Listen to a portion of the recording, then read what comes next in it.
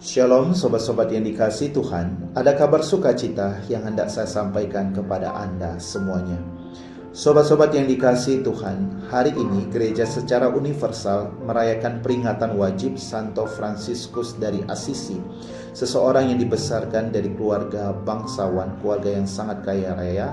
Papanya seorang pedagang kain yang sangat kaya raya, sehingga Fransiskus selalu hidup dalam keadaan berfoya-foya, sungguh menikmati harta kekayaan dari papanya. Suatu ketika dia berdoa di sebuah gereja yang hampir roboh.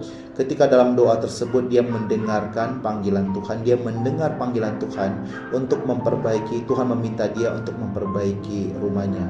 Pada saat itu Fransiskus tergerak hati, lalu dia menjual kain papanya dan mendapatkan uang, dan uang tersebut itu disumbangkan semuanya kepada gereja tersebut.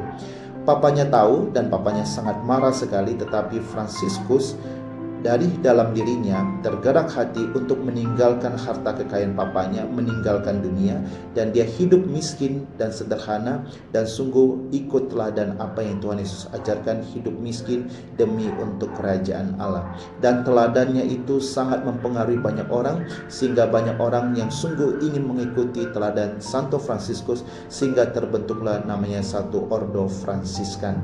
Sobat-sobat yang dikasihi Tuhan, dalam Injil hari ini, Yesus juga berdoa kepada Allah Bapa di surga, "Aku bersyukur kepadamu Bapa di surga, Engkau menyembunyikan misteri kerajaan Allah dari orang-orang pandai, dari orang-orang bijak, tetapi Engkau menyatakannya itu semua kepada orang-orang kecil."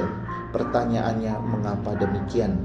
Orang-orang pandai, orang-orang bijak mencari Tuhan lewat pengetahuan, lewat akal budi, lewat segala ilmu tentang Tuhan.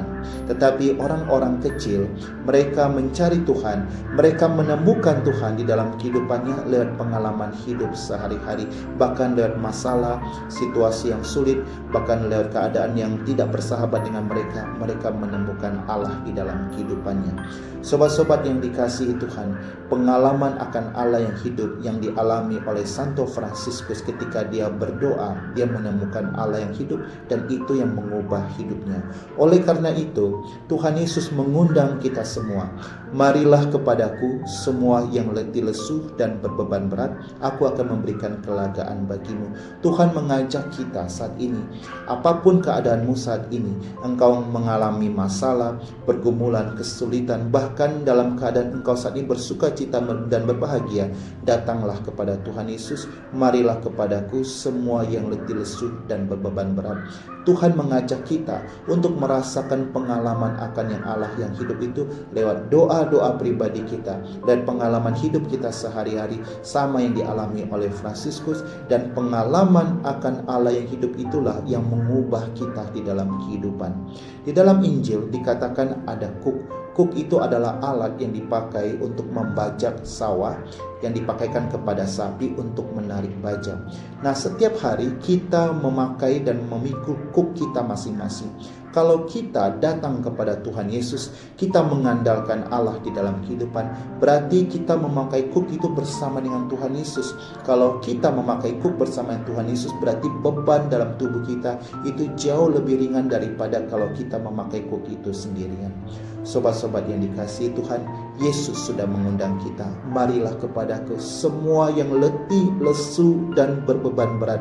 Kita diundang untuk masuk dalam pengalaman akan Allah yang hidup, dan orang yang sungguh-sungguh mengalami pengalaman akan Allah yang hidup, sungguh-sungguh akan berubah dalam hidupnya. Dia akan mengandalkan Allah di dalam kehidupan, dan kalau kita sudah mengandalkan Allah dalam kehidupan, maka itu beban kehidupan kita pun akan jauh lebih ringan. Mari kita datang kepada Tuhan Yesus. Shalom, Tuhan memberkati Anda semuanya.